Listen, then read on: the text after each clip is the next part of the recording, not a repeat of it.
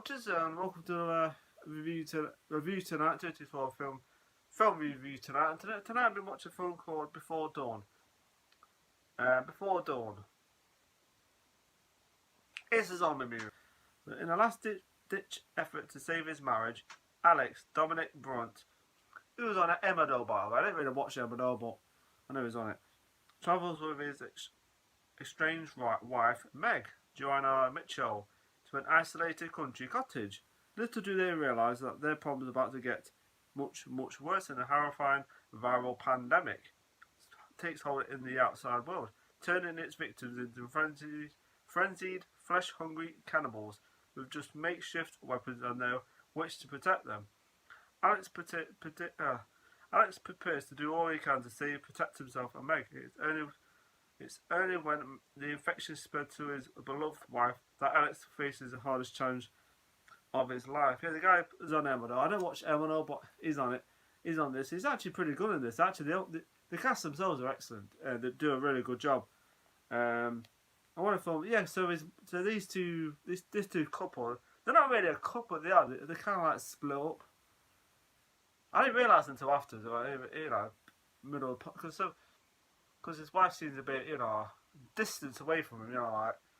They don't sleep together. He like sleeps downstairs. So anyway, so they got like kids around. Of course, they stay with their grandma.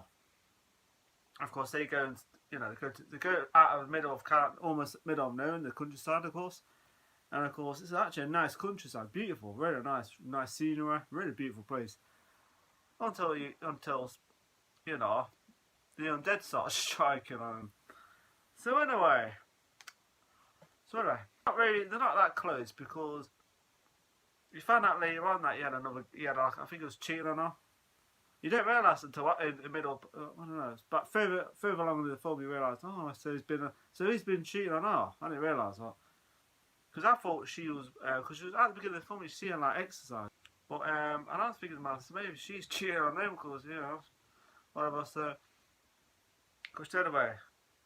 anyway, when she goes off jogging, of course, she gets attacked by this crazy guy with freaking blood coming down his top of his look. And it looks quite nasty actually, and she gets like bitten, of course. And of course, when she gets bitten, she starts changing. She's found out first that it starts to affect the system.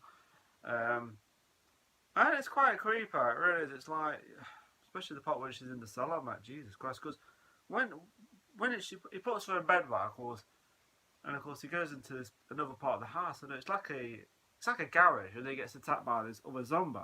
The zombie is, cannibal, whatever. And of course, zombies are cannibals. So, of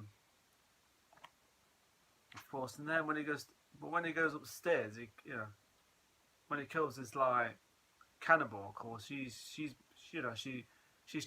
changed. Her eyes are like yellowish kind of colour, kind of reddish yellowish, whatever. And of course, the film's quite, the film is quite creepy, especially the part where she's downstairs and you see her like stand there or blood, and then she starts attacking them and stuff. It's like, Jesus Christ. And so he puts her in like the cellar, but then when he does that, this guy turns up at the house. Frantic or stuff. He's like terrified. Thinks, Jesus Christ. And then telling this story, a small little story, but get attacked by his friend, of course, and this other character. That was so yeah, like a shop owner. And of course, the husband crosses the line in this film. He has this stupid idea about feeding his wife. If his wife feeds, she'll become more human again. And the guy definitely crosses the line in this, because even I was like, Jesus Christ, he does anything to save his wife, by even crossing the line, just taking it too far in this film. I won't say too much just to ruin it, but it's a really interesting movie when you have two of the characters, and he does so it to one of the characters and it's really good. And when he goes down to the cellar, it's dark and it's creepy and it's nasty.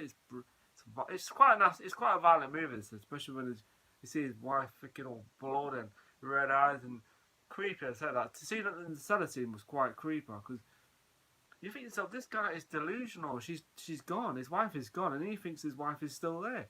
She can be safe, but she can't. How can she be? You know, so yeah. I suppose to a sense I couldn't understand why he did it, but at the same time he crosses the line. And the last part was really good. Surprised me the film did. I was going to give it kind of like a 3 stars, and I thought, So yeah, the last part was really good, and I really liked it. So yeah. I do like the sceneries in this film. You know, the countryside. It's beautiful. It really is beautiful. Yeah. Okay. What I didn't like about this film. Nothing really. I mean, it's one of those. It's like I was slightly bit. It's going to be one of those films. It's kind of boring. It's just 2 characters and 1 zombie outside. But the kind of film surprised me a little bit because it swings. Because it has. It's different. The story's different. It's kind of like 28 Weeks Later, actually, kind of. That and Night of the Living Dead. But yeah. So I didn't really dislike anything about the film. I thought it was well made, really well acted. The cast, the good characters, and the performances are solid. And it's got some really quite gruesome moments in it. Really gruesome moments. So yeah. So what I liked about it, the performance is solid. The guy from Emmerdale, you know that guy, he's not a bad actor in this film. I know he's done quite a few horror films, but he seems to love doing his horror thing. I think it's still on at Emmerdale actually, but I don't watch Emmerdale. My mum used to watch. She used to watch Corishy or Emmerdale.